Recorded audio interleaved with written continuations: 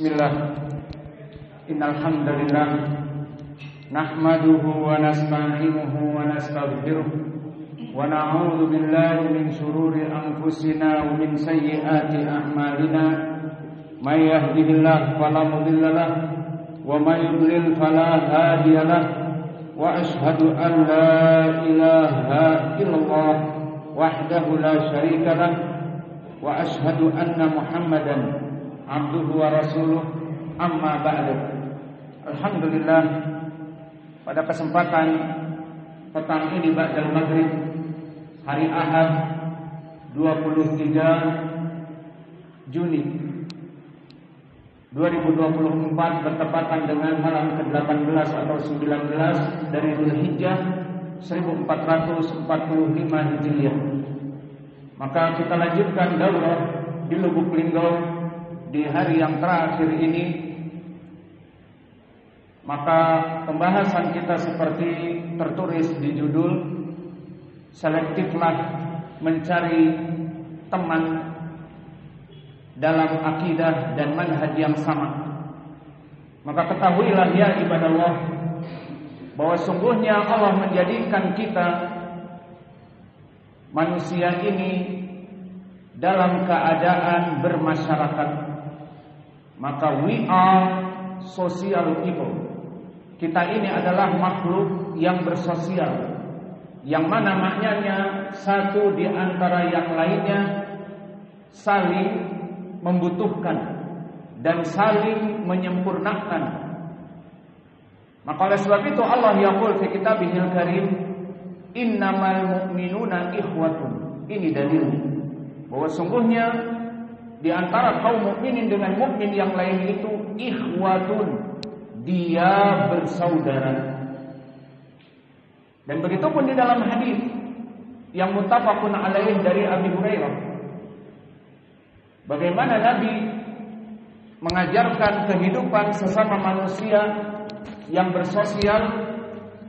La tahasadu wala tabaghadu wala tajassasu wa kunu ibadallahi ikhwana. Maka wahai kaum muslimin, kalian hidup itu tidak egois, di antara kalian berkesendirian, dan bahkan kalian melaksanakan kehidupan di dunia ini dengan manusia yang lain, tidak saling hasad, tidak saling dengki, tidak saling bermusuhan. Wa kunu ibadallahi ikhwanan. Maka jadikanlah kalian itu hamba-hamba Allah ikhwanan. Maka ikhwanan di sini dalam keadaan i'rabnya mansub, dikarenakan dalam keadaan bersaudara. Itu maknanya. Maka oleh sebab itu, tidaklah seorang muslim itu dalam keadaan berkesendirian dan dia cukup untuk hidup beribadah kepada Allah berkesendirian. Maka we are social people. Kita ini kaum muslimin adalah makhluk sosial. Dan bahkan selain itu, dijadikan di dalam syariat Islam, kita ini butuh kepada untuk berkongsi satu sama lain. Seperti contohnya salat berjamaah. Maka Allah berfirman di dalam ayat Al-Quran setelah wa aqimus shalah, maka tegakkanlah salat yang wajib. Allah mengucapkan warka'u ma'al waqi'in. Maka ibadahlah dalam salat-salat kalian itu, rukuklah bersama orang-orang yang rukuk. Maka di sini dibutuhkan di dalam syariat Islam, kita ini saling bersosial untuk menegakkan syariat Islam seperti salat berjamaah harus berjamaah. Dan di saat salat kusuf, seperti hadis yang diriwayatkan Ashabus Sunan tentang salat gerhana, maka disunahkan untuk dikumandangkan di masjid as-salatul jami'ah, as-salatul jami'ah. Maka salatlah dalam keadaan berjamaah, butuh kepada yang lain. Dan begitu pun dalam permasalahan belajar dan mengajar. Maka seorang muslim butuh kepada yang lainnya. We are social people. Jika ada hanya pengajar, sendiri pengajar, tidak mempunyai murid, apakah ada majelis ilmu? Hanya dia sendiri, kemudian tidak ada murid. Apa maksudnya di sini? Apakah majelis ilmu? Tidak ada. Maka harus adanya dalam majelis ilmu itu pengajar dan yang diajar. Maka butuh di sini gayung bersambut antara guru membutuhkan murid dan santri-santri membutuhkan guru. Maka ini pun menjadi pendalilan bahwa ibadah di dalam Islam, di dalam syariat Islam, kita diinginkan untuk saling bersimbiosis, mutualisme satu di antara lainnya. Maka oleh sebab itu berkata Nabi, memuji bagi mereka para pengajar dan para penuntut ilmu sekaligus. Tidak pengajar saja dan tidak penuntut ilmu saja. Maka oleh sebab itu datang di dalam hadis yang diriwayatkan oleh Imam Al-Bukhari dari Utsman bin Affan. Berkata Nabi kita sallallahu alaihi wa ala alihi wasallam, khairukum sebaik-baiknya dari kalian kaum muslimin man ta'allamal Qur'ana wa 'allamahu. Sebaik-baiknya kaum muslimin di antara kalian man ta'allamal Qur'an, yang mempelajari Al-Qur'an. Berarti apa? Para murid, para santri. Wa 'allamahu, dan orang-orang yang mengajari Al-Qur'an. Berarti siapa? Guru, pengajar, ustaz, syekh dan yang lainnya. Maka di sini menjadi pendalilan bahwa syariat Islam tidak bisa berdiri kecuali seorang muslim itu harus bersimbiosis mutualisme dengan muslim yang lain. Maka jika dia berkesendirian, bahkan ingin menyendiri dari jamaah kaum muslimin yang ada di sekitarnya, maka di ilmi psikologi dinamakan penyakit hati. Dari segi ilmu dunia, orang ini sakit apa? Skizofrenia. Meninggalkan jamaah, tidak mau duduk dengan orang yang lain, inginnya menyendiri. Maka itu adalah penyakit kejiwaan dari segi ilmu psikologi dan penyakit yang merusak di dalam syariat Islam. Karena di dalam syariat Islam seorang muslim butuh kepada muslim yang lainnya. Seperti tadi, salat berjamaah, warka'u ma'ar raki'in. Maka jika dia sendiri salat dengan istrinya, salat dengan anaknya dan seterusnya, tidak ada di masjid, ataupun dia ingin belajar terjauh dari jamaah, maka dia belajar autodidak sendiri atau mengambil guru atau mengambil dari pengajar yang selain dari ahli sunnah, maka akan hancur keadaan akidah dan manhajnya. Maka oleh sebab itu Allah Jalla wa Ala menjadikan kaum muslimin, we are social people. Kita ini makhluk yang bersosial, tidak akan hidup di dalam komunitas kaum muslimin kecuali kata Nabi, wa kunu ibadallahi ikhwanan. Jadikanlah kalian saudara sesama kaum muslimin. Dan Allah berfirman, innamal mu'minuna ikhwatun.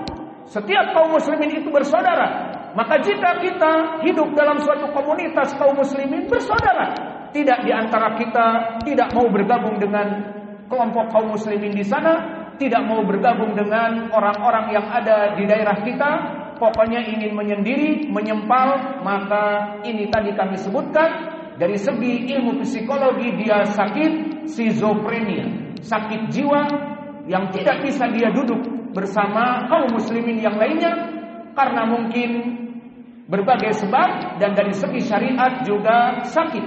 Orang ini sakit sehingga dia tidak mau duduk dengan ahli sunnah saudaranya, inginnya dengan orang awam sepertinya ataupun bahkan kelompok ahlul bid'ah ataupun hizbiyun, baru dia senang. Maka inilah dari pembukaan yang mana kita masuk kepada judul sekarang, selektiflah mencari teman yang seakidah dan semanhaj.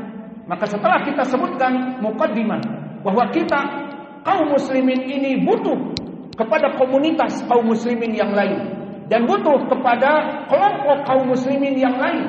Karena jika kita bayangkan orang ini meninggal, apakah dia akan, bahasa Jawanya, gelundung dewe?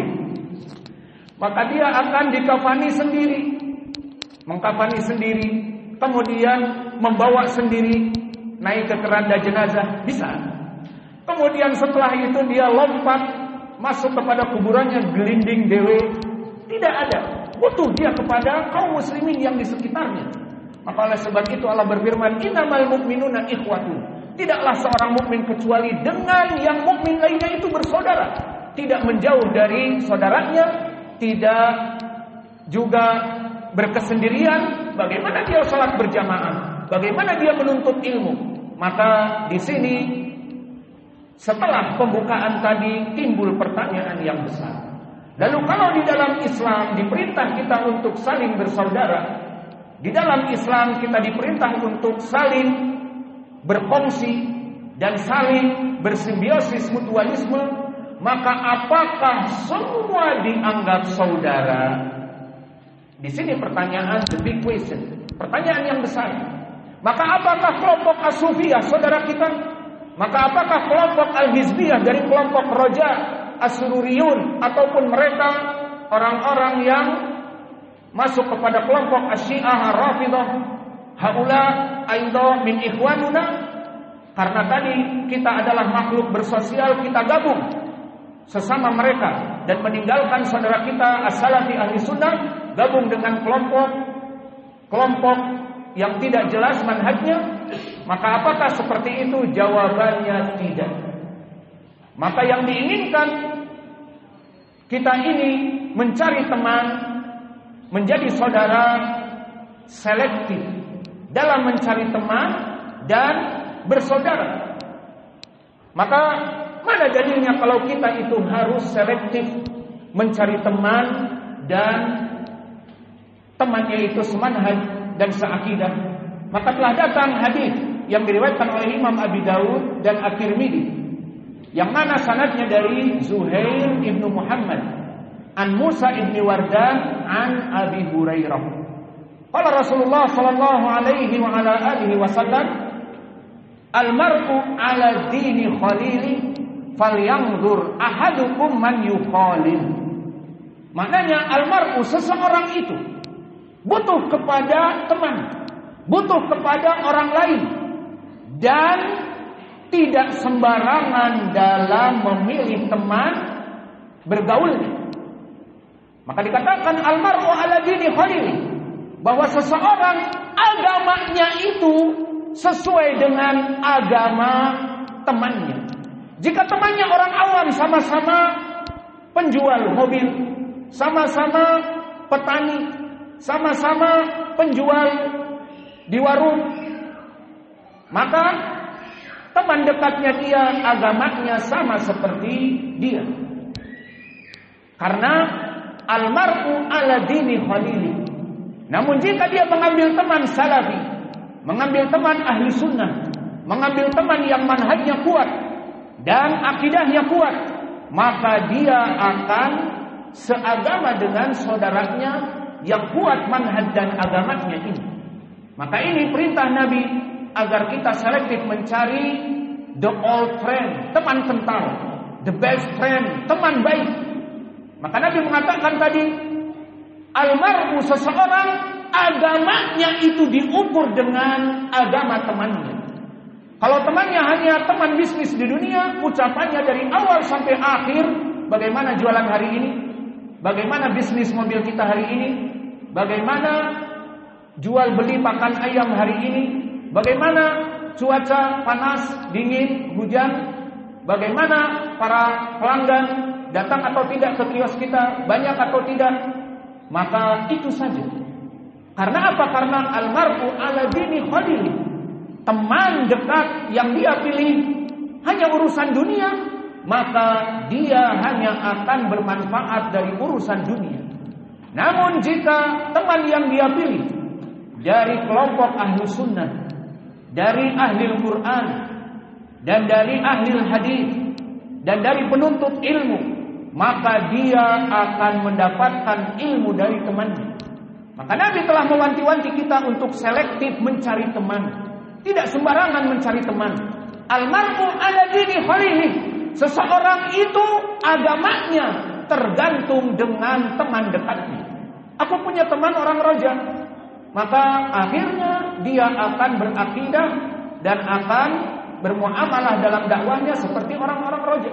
Itu maknanya. Aku mempunyai teman orang Sufi dan bahkan dia mengaku Habib dan dia mengaku sebagai keturunan Nabi, maka dia akan beragama seperti temannya tersebut. Itu makna hadis ini. Lalu karena efeknya mengambil teman itu dia akan tertular dari agama dan pemikiran dan akidah dan manhaj, maka Nabi memerintah kita untuk berselektif. Falyanzur ahadukum man yukhalil. Maka kalau begitu, agar setiap seseorang mencari teman dengan teman yang baik, periksa teman kamu itu.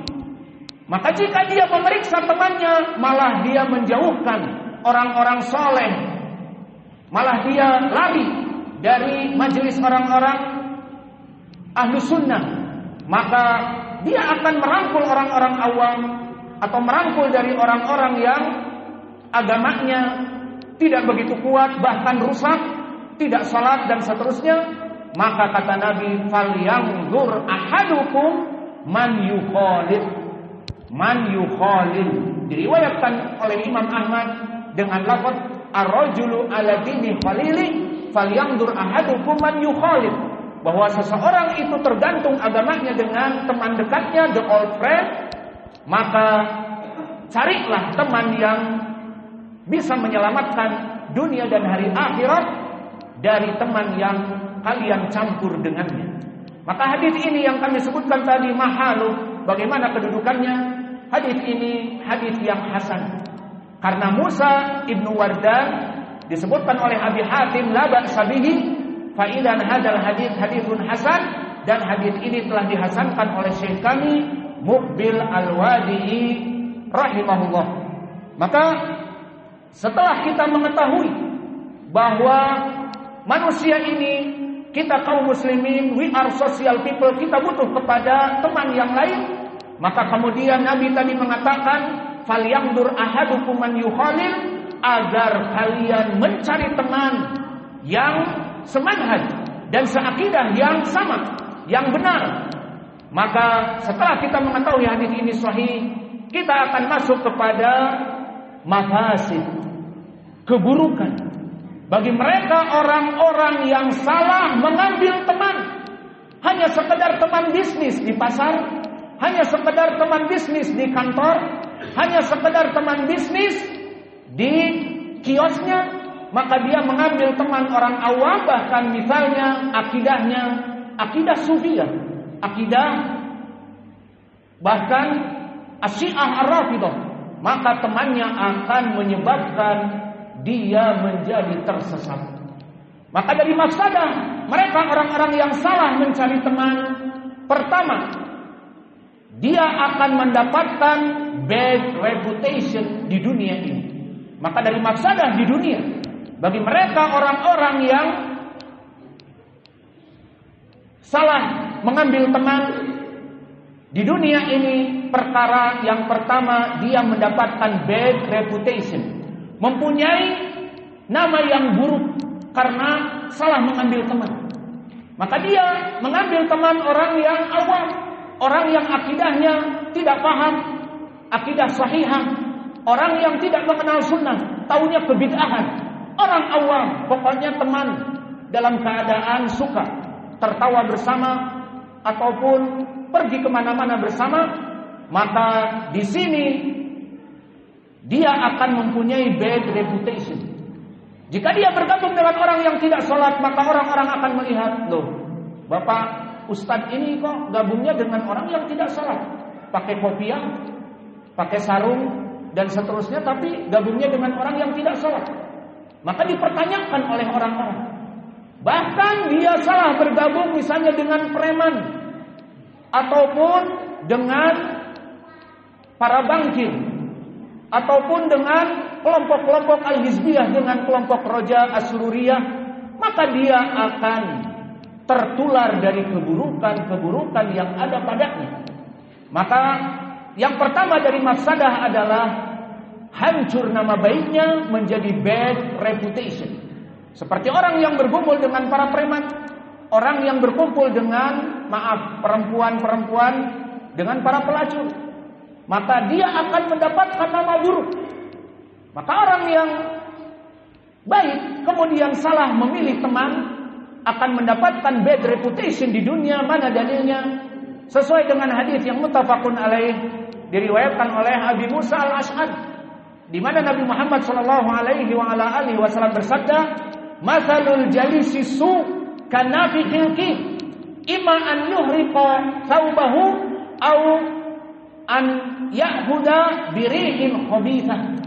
Maknanya, permisalan orang-orang yang salah bergaul, mengambil teman-teman yang buruk, maka permisalan orang-orang yang mengambil teman yang buruk akan menyebabkan dia mempunyai reputasi yang buruk di dunia.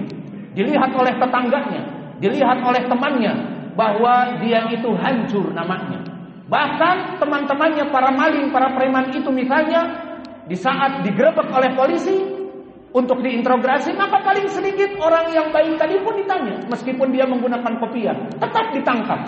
Atau berteman dengan kelompok Khawarij, teroris yang membuat bom bunuh diri, maka akhirnya diinterogasi, ditangkap bagaikan seorang teroris. Setelah sholat fajar diciduk, dibawa ke Polres, dan langsung diborgol karena seperti itu diperlakukan orang-orang teroris, takut meledakkan dirinya. Maka mendapatkan reputasi yang buruk, dihukumi sebagai temannya para teroris, temannya para maling, temannya para preman, temannya orang-orang yang tidak sholat misalnya dari orang awam. Maka seperti itu nasibnya. Maka Nabi menyebutkan tadi, permisalan orang yang salah memilih teman, dia akan mendapatkan dua keburukan di dunia. Pertama, bisa dia mendapatkan bau yang buruk dari pembakaran. Karena makna hadis ini, permisalan orang yang salah gaul bagaikan memilih teman penimpa besi. Orang yang membuat besi ataupun membuat pedang, maka ditempa besi panas, dimasukkan ke air, ditempa. Maka pembakaran-pembakaran ini pertama membuat polusi udara kepada dirinya, menjadi punya penyakit, banyak dari penyakit pernapasan. Dan juga itu yang pertama, membuat temannya tadi menjadi bau. Maka orang yang berteman dengan penimpa besi, pembuat golok dan sebagainya, dia duduk di tempat pembuatan besi itu, akan terjadi polusi udara dan bau kepada dirinya dari hasil pembakaran. Ini yang pertama kepada pakaiannya. Yang kedua, imma an yuhriqa thawbah, atau di saat dia menimpa besi, ada potongan besi terbang masuk kepada kepalanya, akhirnya kepalanya terbakar, rambutnya rontok dan bocor kepalanya, dibawa ke rumah sakit. Atau terkena bajunya robek, bolong karena panas, dan begitu pun menimpa dari kulitnya. Maka hadis ini menunjukkan orang yang salah bergaul dengan orang-orang yang awam, dengan orang-orang ahli sunnah, tetapi dia bergabung dengan orang awam atau bukan selain ahli sunnah, maka di dunia akan menjadi buruk. Maka komunitas dia dari kelompok ahli sunnah akan mengatakan, kenapa dia lari dari menuntut ilmu? Kenapa dia tidak mau salat bersama ahli sunnah? Kenapa dia tidak duduk dengan ahli sunnah? Semua orang memperbincangkannya. Maka ini bad reputation baginya, perkara yang buruk baginya. Ini di dunia dari mafsadah, keburukan yang pertama. Keburukan yang kedua, bahwa orang yang salah mencari teman dengan orang yang awam ataupun akidahnya rusak, akidahnya Khawarij, akidahnya dari akidah Al-Asy'ariyah ataupun akidah-akidah As-Sufiyah dan Syiah Rafidhah, maka akan menyebabkan dia terblokir dari hidayah. Hatinya akan tertutup dari hidayah. maka dia akan disguidance, tidak dapat mendapatkan hidayah dikarenakan duduk dengan teman-teman yang salah tadi. Mana pendalilannya? Banyak. Kami misalkan pendalilan dari mulai zaman Nabi dulu sampai kepada zaman setelahnya. Maka yang pertama, pamannya Nabi, Abu Thalib. Siapa yang tidak mengenal beliau? Beliau mencintai Nabi dan beliau melindungi Nabi. Namun beliau tidak mau masuk kepada Islam. Maka mana dalilnya? Di dalam hadis yang diriwayatkan oleh Al-Bukhari dan Muslim dari Musayyib ibni Hazmin, di saat lama hadarat Abu Talib al-wafah, di saat datang sakaratul maut menjemput Abu Talib, maka Abu Talib didatangi di akhir perjumpaan dengan Nabi. Nabi terus melaksanakan dakwah. Apa kata Nabi? Ya Abu Talib, qul la ilaha illallah kalimatun uhajulaka biha indallah. Maka wahai Abu Talib, katakan la ilaha illallah. Dengan kalimat ini maka kamu akan selamat dari api neraka. Maka di samping Abu Talib, dan ini poin pendalilannya, Abu Talib meskipun tahu bahwa keponakannya Nabi, meskipun tahu keponakannya tidak pernah berdusta, dan di saat dia mengatakan anak Rasulullah benar adanya, namun dia tidak mau lekang dan terpisah dari teman, the old friend, the best friend, teman kentalnya sehidup semati. Maka di hadis disebutkan wa kana indahu Abu Jahal wa Abdullah ibn Abi Umayyah ibn al-Mughirah. Maka di sampingnya ada dua gembong kesyirikan. Siapa? Abu Jahal. Yang Abu Jahal ini mampus di medan perang Badr dalam keadaan kesyirikan, forever in hell, kekal di api neraka.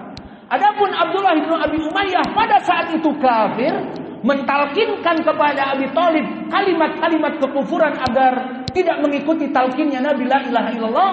Di situ dia berperan kepada kekufuran, namun Allah selamatkan dari api neraka.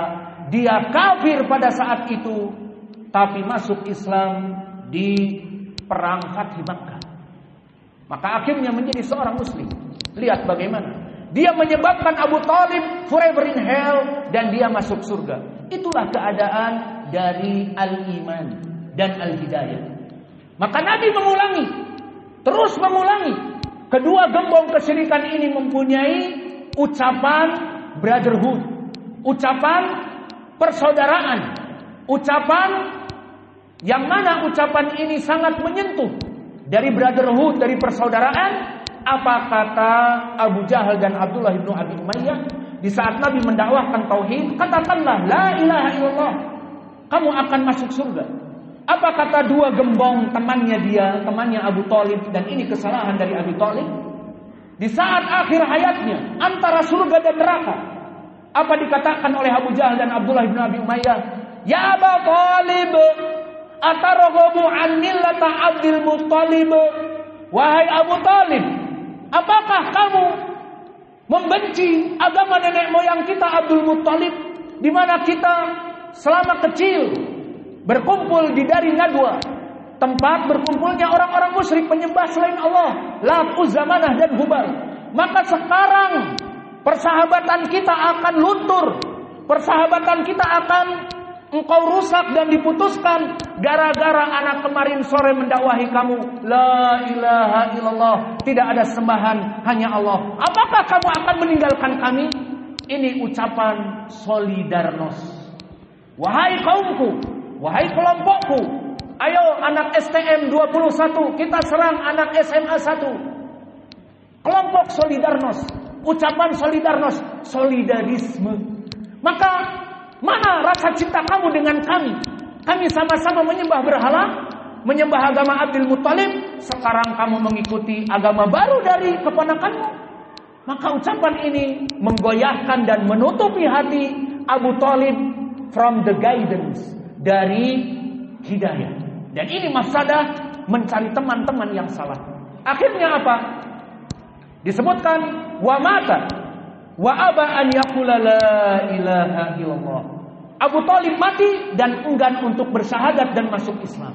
Maka mereka orang-orang yang mengaku para habaib dan yang lainnya as-sufiyah yang merasa sedih dikatakan Abu Thalib masuk Islam, ini dalil membantah mereka bahwa Abu Thalib mati dalam keadaan kesyirikan. Dan Nabi sampai mengatakan, wallahi la astaghfiranna lak malam unha anka. Demi Allah aku akan memintakan ampun agar Allah menyelamatkanmu dari api neraka. Maka dilarang. Turun 2 ayat. Ayat yang pertama di surat Taubah kepada Nabi Muhammad agar tidak mendoakan Abu Thalib. Maka tidak pantas bagi seorang nabi an yastaghfir lil musyrikin. Maka tidak pantas bagi Nabi Muhammad sallallahu alaihi wasallam yang mana dia itu mendoakan kepada pamannya yang mati kafir, maka lin nabi waladina amanu an yastaghfiru lil musyrikin. Maka tidak boleh orang-orang yang beriman dan juga nabi untuk beristighfar kepada orang-orang yang musyrik walau kanu uli kurba, meskipun dari kerabat, dan Abu Thalib kerabat. Maka semenjak itu dilarang. Kemudian turun ayat kepada untuk Abi Thalib. Maka berkata Allah kepada Nabi Muhammad, innaka la tahdi man ahbab walakinallaha yahdi man yasha. Maka wahai Muhammad, kamu tidak akan pernah memberikan hidayah kepada orang-orang yang kamu cintai. Maka agama ini tidak nepotisme. Jika kamu presiden, maka anaknya bisa diangkat jadi menteri. Atau kamu menjadi gubernur, anaknya diangkat jadi bupati. Maka tidak seperti itu. Kamu seorang nabi dan pamanmu yang kamu cintai tidak mesti harus masuk surga. Bisa jadi masuk neraka. Itu kehendak Allah. Dan ini ayat 2 ini turun kepada Nabi Muhammad. Keduanya untuk Abi Thalib dan untuk dirinya sendiri. Maka ini poin pendalilan. Poinnya adalah bagaimana Abu Thalib, karena salah bergaul dengan Abu Jahal dan Abdullah bin Abi Umayyah, padahal dia tahu Nabi Muhammad Shadiqul Amin, orang yang jujur, tidak pernah berdusta. Namun di saat membawa Islam, dia ikut agama temannya sampai mati. Ini contoh yang pertama. Contoh yang kedua, kita masuk kepada kelompok At-Tabi'in. Di sana ada rawi yang bernama Imran ibnu Hatton. Imran ibnu Hatton, jika kita kembali kepada kutub tarikh, maka dia adalah murid dari sahabiyah Aisyah. Dan dia hadisnya diriwayatkan oleh Imam Al-Bukhari 2 hadis. Dari siapa? Imran ibnu Hatton meriwayatkan dari Aisyah di Sahih Al-Bukhari yang sahih. Dia seorang muhadis. Meriwayatkan dari Aisyah 2 hadis. Pertama hadis tentang salib, as-salib, dan yang kedua hadis labsul harir, menggunakan pakaian dari sutra. 2 hadis ini di Sahih Al-Bukhari menunjukkan bahwa Imran ibnu Hatton seorang muhadis ahli sunnah. Namun di sini poin pendalilannya tadi, tidak selektif mencari teman seperti Abu Thalib. Lalu temannya apa? Temannya di sini bisa jadi lebih dari sebagai teman. Apa? Istrinya. Maka salah cari istri. Maka dikabarkan bahwa Imran ibnu Hatton yatazawwaj bi ibnati ammi, bahwa dia menikahi putri pamannya, wa kana min ajmal banatil Arab, dan dulu dia dari perempuan-perempuan yang paling cantik dari perempuan Arab. Maka perempuan Arab hidungnya mancung, meskipun tak semancung gunung-gunung di belahan bumi pertiwi, tapi alhamdulillah. Maka cantik-cantik. Di sini Imran ibnu Hatton terpikat dengan kecantikan istrinya tanpa melihat kepada akidah dan manhajnya. Kalau dia hanya seperti emak-emak yang hanya jualan di pasar, no problem. Atau dia hanya sekedar cewek matre kayak cewek di Bandung, no problem. Punya uang, kasih, beres. Beli mobil, punya uang, belikan motor, selesai. Namun dia Khawarijiyah, dia adalah Khawarij di zaman now. Dia kelompok ISIS, perempuan gembong kelompok ISIS, gembong teroris. Tidak sembarangan. Dan cantik. Dan orator. Karena orang-orang ISIS seperti itu, keras. Maka perempuan ini tidak sembarang perempuan. Imran ibnu Hatton seperti di Al-Quran seorang laki-laki yang harusnya ar-rijal qawwamuna 'alan nisa, laki-laki pemimpin dari perempuan, maka laki-laki bagaikan singa yang gondrong memimpin dari singa-singa betina labuah yang tidak gondrong. Iya, labuah singa betina tidak gondrong. Dia the Lion King. Itu keadaan laki-laki di dalam kepala keluarga, maka di kakak laki-laki nomor 1. Antum nomor 1 Pak Samsul kan?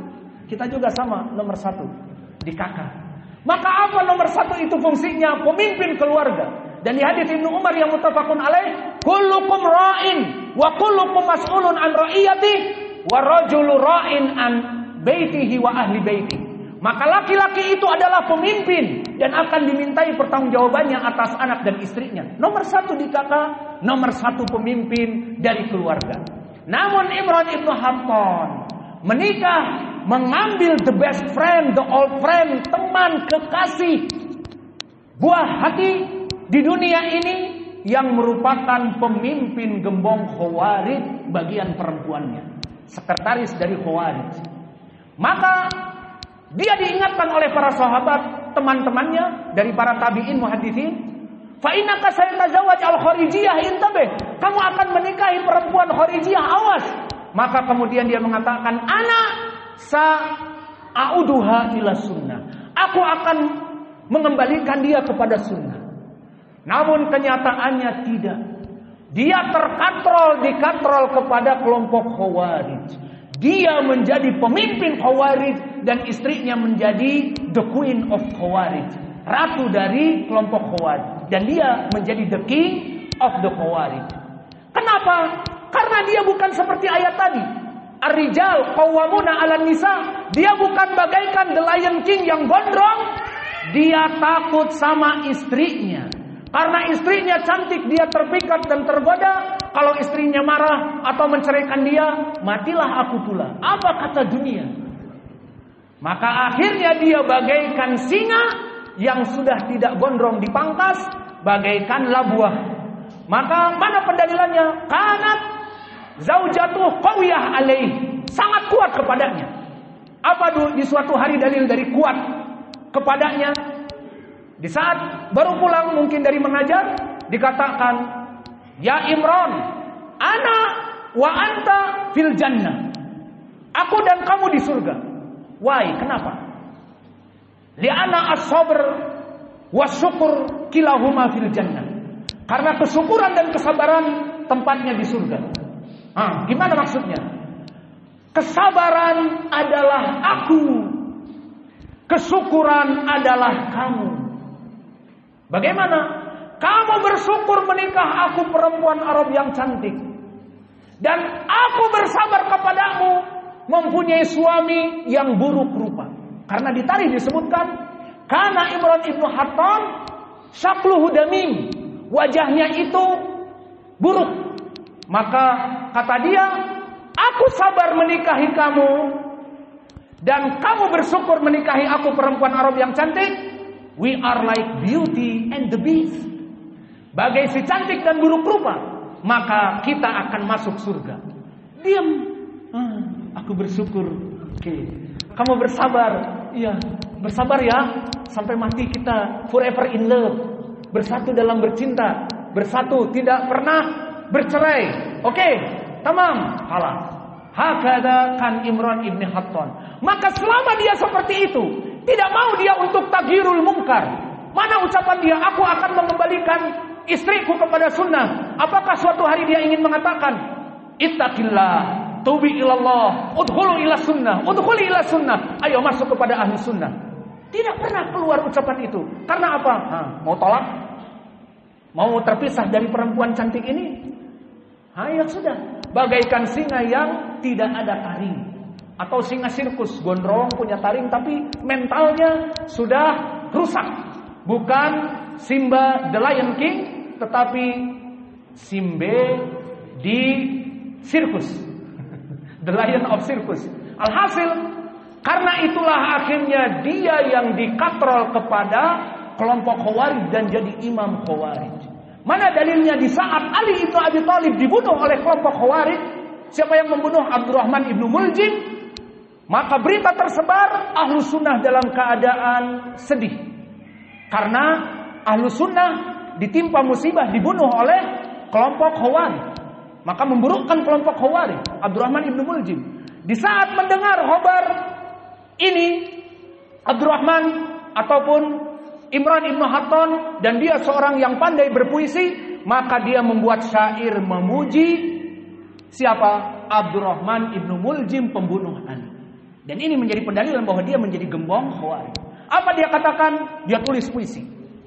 Ya darbatan min taqiyyin ma arada biha illa liyablugha min dzil arsy ridwana.